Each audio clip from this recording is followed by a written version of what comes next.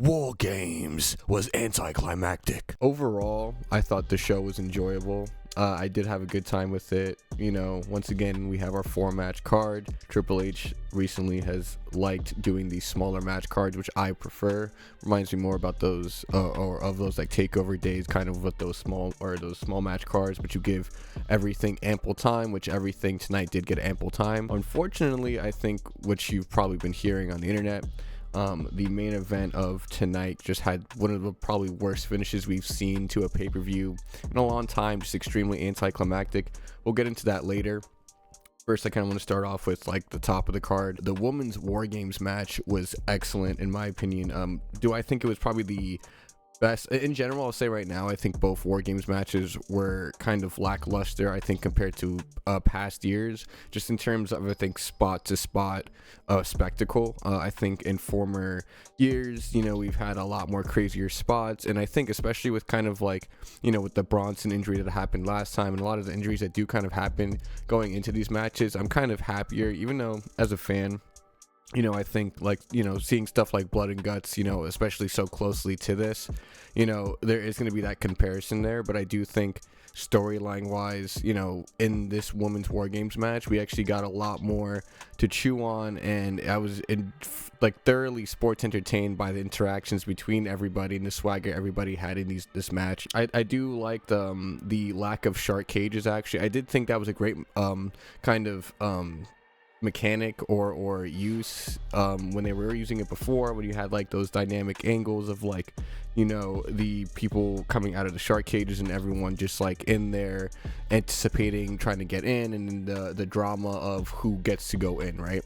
But I did like actually the new drama kind of entrances kind of happening for the countdowns, kind of like a Royal Rumble style or like a scramble style, just because it did create more tension and more opportunities for moments that kind of happen down the ramp, and you still get the entrance pop of everybody. But to further go on with the women's match, I mean, everyone looked great in this match. I have not watched too much NXT, so I have not watched too much current, I should say NXT 2.0.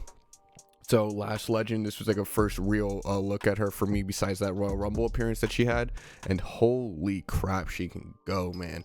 Her and Rhea had an exchange during this match when she first like got into the match, and she was like the last entrant, but these two had a great exchange that really makes me anticipate as Lash Legend grows and as she gets more formidable, to see her feud with a lot of these bigger stars, and we start getting like these real power clashes, like that we've always anticipated with like Bianca and Rhea, for example. We're getting really more powerhouses who like just also make it look freaking devastating. Like her pump kick, man, holy crap, I did not know she had a Booker T-esque pump kick. That was super gnarly. There was more of a storytelling bit to this match. I think more the narrative of kind of Becky really trying to get back at AJ Lee through using everybody else to get there, was really prevalent in this match, and you saw that theme constantly. I mean, even one of my favorite moments was Becky trying to reconcile with Charlotte, like from all the way back, and she even threw up a pinky, which was a reference to like, this is a super deep cut where like off in social media when they were friends and stuff, like off camera and off of wrestling, they had this, and it was kind of like a travel thing they would do in their pictures and stuff like that years ago, so for Becky to kind of be trying to play these mind games with everybody, and doing that to Charlotte, for example, was super fun. Seeing Charlotte and Asuka mix it up again, because these two, anytime they lock up, is always great, and these two started the match. Excellent way to start the match. Alexa also, like, I think ever since coming back, I mean, she's always like, she's grown into such a top performer, like, just in her tenure in WWE, but like, man, like ever since she's been back now, she's just been laying in everything, and it just here, it's like, it continues that trend. And I think also AJ Lee looked a lot better in this match, I believe, than I think she looked in the tag team match, because here it just seemed like she was a lot more comfortable, you know what I mean, in the ring, kind of getting from move to move, throwing out really nice drop kicks and stuff like that. Like, and she was bumping around too. I mean, like, even in like coming to the cage, when she was coming to the aid of everybody, she climbed it, she scaled it immediately, and it's to me to immediately kind of come out crossbody, you know what I mean? Your second match back in years off of a cage. That's pretty crazy. I would be remiss to not also mention the Io Sky trash can spot, which was done again this year, and instead of it being a like moonsault, it was more of like a senton or swanton that she does off onto the heel team, which was brought into the match actually, which I should mention as well, which is my favorite kind of entrance gear of the night. Rhea Ripley came out like cosplaying Art the Clown with a cool kind of like face mask, kind of protecting her nose currently, but it refashioned as Art the Clown's kind of clown makeup and eyes, and his kind of like long nose with a dark cowl, and then kind of having the motif of like his crazy teeth with like the blood kind of soaked cowl right there, you know. So it was super sick. And then she had the bag of Art's tools, but it was just the kendo sticks and stuff like that in there, and then the trash can that had Io Sky's name on it, which was just the cherry on top for that. So everyone kind of showed out. Even like Nia Jax had a lot of really cool spots here. Kairi Sane had really great spots here with the chain that were really cool. I liked her pants, by the way. They were super fire. Everyone looked great. It was a awesome match. Do I think it was the best WarGames match? Probably not. I still think that maybe last year to like that 2019 NXT WarGames match, you know, it was really up there for me. But at the same time, it was something that furthered the story. We got the finish of Becky in shock after the senton by Io, you know, getting finished by Rhea, and then getting in the Black Widow by AJ Lee, which then she taps out, you know, kind of losing it for her team, and the faces stand tall. I thought it was a fun match. We still have a lot of kind of things to look at, because while Charlotte and Rhea did work together, while we saw that Alexa and Charlotte and AJ and everyone's on the same side, there's a lot more things to kind of consider on the other side, where Becky did use all these people. Who is she going to answer to? What is going to kind of happen next? Because I know for a fact that these faces haven't seen the last of this other group, you know, because there's still a bone to pick there. So, and then what I would probably consider my match of the night, and probably the biggest headline, or at least positive headline coming out of the show, with the Liv Morgan return. But we had John Cena and Dominic Mysterio for that IC title in a rematch. Dominic reinvoking his rematch clause. Man, it's crazy how, like, you would think Dom is in a similar age to maybe like, you know, Cody or a lot of the people in their contemporary prime, which is how he kind of postures in the ring and how he takes his time. He truly, when under the spotlight, not only doesn't fold, but he seems to revel almost in pressure situations, which man, in something like wrestling, I think, especially on the fly with some of the spots that we're here in this match, yeah, like is proof of greatness. From the entrances, you know, Dom comes out to a huge pop. This is San Diego, this is his hometown, you know, so they are, you know, everyone's here to see Cena. This is the WWE universe. At the end of the day, Cena is that guy. He's the GOAT, right? And this is his final pay-per-view, so no matter what, he's gonna always get cheers and be kind of the favorite.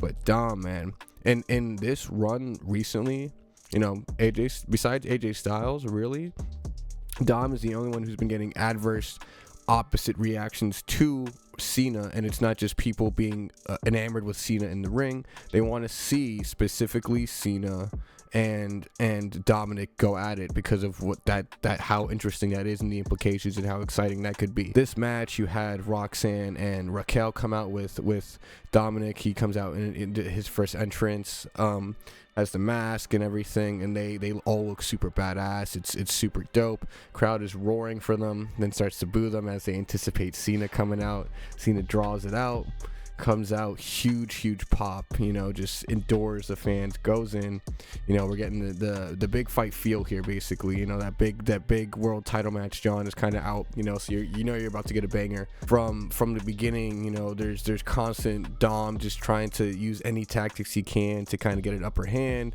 Raquel and Roxanne throw so many cheap shots at Cena to the crowd's dismay. You know, Cena's constantly fighting back, trying to one up even Dom in certain situations where Dom thinks he's got the upper hand. There's a spot actually that they turn into something amazing, essentially, where Dom goes for off the barricade a kind of I think a head scissors, and instead of getting that to land properly, essentially it kind of looks like John Cena essentially power bombs him onto the onto the floor, and Dom lands kind of straight on his neck, and it looks super gnarly, almost similar to what like Penta tried to do on that Raw that got him injured, unfortunately, like this past week. So super early similar to that, we have, you know, ref checking in, everyone getting super concerned because we think Dom is hurt, you know, and this is like a botched spot or something, and even John like rolls back to the ring, lets everybody help out. You know, he's a sport because John Cena's John Cena. Then both Roxanne and Raquel, after checking up on Dom, feigning that run in, both hit their finishers on Cena, which looks super like, yo, Raquel hitting that Raquel bomb on Cena looks so like dope. This new, like, it's funny the end of this match, but now kind of seeing it in big match potential, it is crazy how the Judgment Day can potentially just be that trio of Roxanne, Dom, and Raquel. I mean, we do get eventually the JD and Finn run-in, which we get a really cool spot, you know, after or with that, but just in general, those two's timing was great. You know, we got to see Pop Rocks hit on Cena, you know, which is super crazy, seeing him take a code red, you know, from somebody. They do those finishers on him, which then leads to a 619 attempt after Dom just completely feigns that he was hurt there in that spot, gets the 619, goes for the frog splash, but the ref does not go for the pin does not count the pin because of how he came to that finish. You know what I mean? Like, you can't be feigning injuries, we're checking on you. And, you know, so the ref having integrity there was super awesome. The crowd popped super hard for that. Super awesome false finish and just whole spot in general. Really, like, turned the tune up in that match, so then everyone was leaning forward, really, like, with bated breath for the rest of that match of, like, what was going to happen.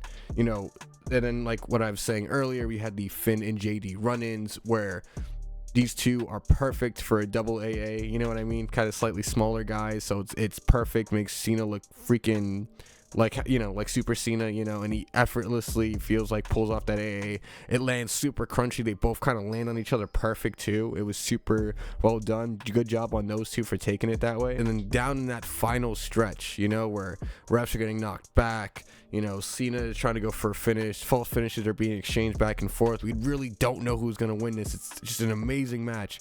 Liv Morgan's music hits, right? And Cena has the advantage at this point. Turns around, is completely shocked. She comes down to the ring, right? And we're like, okay, you know, this is Dom's girl, right? So we kind of know what's going to happen. No, she swerves all of us and takes out Dom, slaps Dom, and we're all sitting here going, oh, she's back. Maybe she wants revenge because of everybody and everything getting replaced. Jumps onto Cena, latches onto Cena, right? And the camera zooms up to her face after with hugging Cena. Kind of the same motif that Cena was doing to sucker in Cody, right? With his heel turn. She changes her face, gets back, kicks him in the balls, right? Gives him a taste of his own medicine, right? To lose that title, right? Goes back to Dom. She throws him into a 619 situation, frog splash, 1 2 3. Not only am I going to be super smug because I kind of predicted this would be the finish, but it was the best thing to do, and the way they did it was so like brilliant, just brilliant. The whole match was brilliant, and just, man, Dom is primed to be that guy. You know, I think coming into his 30s, you know, he's gonna be that top kind of anti-hero, like always heel guy. You know, I really think that this kind of right here cemented that, and this match formula and what he's been doing recently, just in general, I think in AAA and with these matches with Cena, has just been just amazing. You know, I think that Dom has really become his own, and he's so, in my opinion, already cemented a legacy for himself already so quickly in the WWE. And I think this victory and second IC title reign over John Cena to become a double champion again in the fashion that it was done, this could have been the main event of the show. It was done so well. Just overall, hats off to everybody involved. You know, now we're gonna move forward, see who Dom faces next for the IC title. If he's gonna, I assume he's gonna hold on to it for a while now. You know what I mean? Like, I assume he's gonna be running town with that. We're gonna see how Liv now kind of is involved with the Judgment Day and what's gonna happen with that. You know what I mean? And how she's gonna kind of warm up to Roxanne. You know what I mean? And then John Cena, you know, also has one more match now. You know, it's gonna be whoever wins that tournament, and it's no longer for the IC title, but at the same time, it's still John Cena's final match and who's gonna retire him, which is still a huge honor. So that's still gonna be extremely interesting to see. And you know, we'll see what happens December 13th, but my match of the night, absolutely fantastic. On to the penultimate match that we had this evening for the Women's World title, which once again had barely any promotion kind of going into it. We did have a simple story that I think did work, but I just feel like in terms of promotion and, you know, going into this, it was kind of, I felt like the least featured match on here, like by far, unfortunately, like just disproportionately. Overall, in general, though, I'm going to say that Stephanie and Nikki, I think, did actually a lot better than I thought they were going to. I think because of the last kind of unfortunate match, I think that Nikki kind of had with Becky Lynch, that I still don't think was too bad necessarily. But it, you know, it just, you know, wasn't the greatest thing in the world. I think sometimes timing can be off and stuff. People were really harsh on Nikki, and I think this time they kind of did it a lot better. I do kind of realize, I think, in terms of the skill gap, where Nikki kind of falls in terms of sometimes timing and stuff. But I do think in terms of her being a heel, she's a lot more comfortable now. So I do think that kind of resulted in a more entertaining match. And I think also Stephanie being just kind of, you can kind of tell Stephanie was the one working this match in a way too, and she, you know, her being the face but taking it to Nikki was the way to book this, instead of it being kind of like a Nikki stomping her out and then maybe Stephanie rallying. It did feel like Stephanie kind of straight up outclassed her here. And, you know, it's still not the end though of this feud. You can kind of have Nikki, you know, take the L here without, you know, looking too bad, because once again, she kind of is already established, and you kind of have motivation going forward to maybe make a gimmick match or something that will give her an edge and, you know, give it more fire moving forward. Because even Stephanie looked kind of ruthless here, and I don't know if it was maybe annoyance at certain timing and spots, but she did look kind of pissed off and annoyed, but it kind of did feed into her just wanting to prove that, like, she shouldn't be messed around and taken lightly, you know what I mean? So it did kind of feed into the match. The match, I think, was not the best, but I don't think it was terrible either. You know, we had a lot of good spots, like the devil's kiss on the announce table, which I thought was pretty fun. And the way kind of Nikki Bella sells it, I think having Stephanie kind of having to place all the impact on her knees kind of made it so that we didn't get as much of it, but it kind of made it look more gnarly at the same time. But, you know, you're gonna get what you're gonna get. Stephanie is still the champion. I didn't do what I thought they were gonna do, which is kind of do the sly veteran gets one over on the new champ, you know, the new young hotshot champ. Thought that was gonna happen. Guess not. Kind of not mad at it though, just because maybe a Nikki title reign would just result in, you know, not the best matches and stuff. So, and now we have the main event. What happened? The finale. We had the WarGames men's match. Match itself, okay. We had an okay table spot. It was just mostly a lot of just grandiosing, and then a lot of when the entrance comes in, has their flurry, and then kind of a couple of tag team moves in between. We kind of had Logan Paul pulling out the brass knuckles. We had the Usos getting their moments of, you know, dual super kicking. You know, we had Lesnar coming in, tearing everybody up. A lot of teasing of kind of potential WrestleMania feuds going in.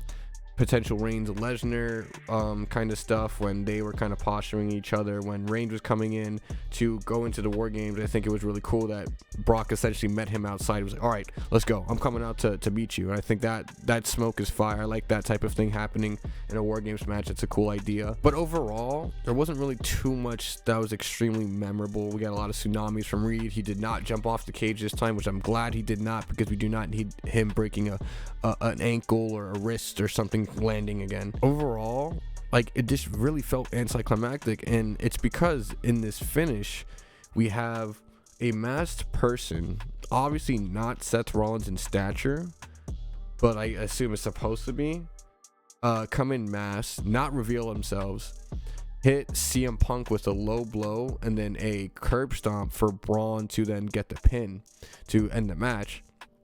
And the crowd, everyone is just confused because it being Seth Rollins with the curb stomp means you might as well have had him reveal the mask for that reveal.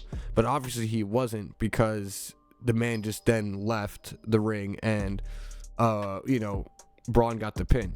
So we're sitting here kind of wondering who the hell that was. And at the same time, like, it wasn't a big crescendo end to this match. It was it just kind of deflated everything. And then the heels won, left off, and then we're left kind of in this weird kind of melancholy state where Punk is apologizing to Reigns and Cody, and then Reigns and Cody kind of stare off at each other like, this is the last time we're ever teaming, don't expect this again, or whatever. Which, to be honest, I kind of get because of their history. But in this match, wouldn't we all be concerned about who the hell the masked person was that just came out, emulated Seth's moves, and or is Seth, that is doing something with the Vision? It was super weird, super anticlimactic, and it felt like some novella booking, like who's that Pokemon type thing. You know what I mean? It was just super anticlimactic. The fans didn't even really mess with it, and it kind of deflated what felt like should have been a really great Big Four pay-per-view, and maybe something more, just I thought more significant happening to then kick off like a road into WrestleMania type of thing, which it's insane because I feel like you could have literally just had the heels win. Like this was the team of Lesnar, Drew, Paul, and I don't understand. I just didn't understand the finish. I'm still sitting here confused as to why they finished it that way. It was extremely anticlimactic. It wasn't due to the dissension of the other team and the egos getting in the way, which should have made a more interesting story, because then you would have maybe a fallout on Raw at this. But in reality, all this kind of does is nothing. Like, there's nowhere really to go with this except for CM Punk to kind of, I guess, goose chase the Vision more, because he was the only one really screwed over. CM Punk was pinned by Braun, so now Braun is poised to face Punk for the title. So I guess we further things on Raw, but everyone else involved in this match feels like a waste of time for them. So I have no clue where they kind of want to go forward with it on that. But in general, I thought WarGames was fun for the John Cena and Dominic match. I think that was really the big thing that saved it. The women's WarGames was also fun. I don't think it was the best WarGames, but I do think it was enjoyable. But overall, it was just kind of a disappointing show and a very anticlimactic ending to the show as well. I think a lot of the shows like leading up to this WarGames were really, really fun and interesting. And I think especially with that finish at the end of the men's WarGames, a lot of that kind of just got deflated with just a weird, anticlimactic ending. So let me know what you guys kind of thought about everything in WarGames and the Liv return and the women's championship match, and if overall it was kind of mid. I know a lot of people have been kind of talking about Blood and Guts recently, since this is essentially their WarGames equivalent, and how a lot of people have been enjoying that more. So it's kind of, I think, bad timing on WWE with this show to kind of book it in a more just story heavy and less spectacle spot way. But also at the same time, it just seems like the story beats that they wanted to hit, especially at least in that men's WarGames match, I guess are yet to be really revealed. So I guess we'll see.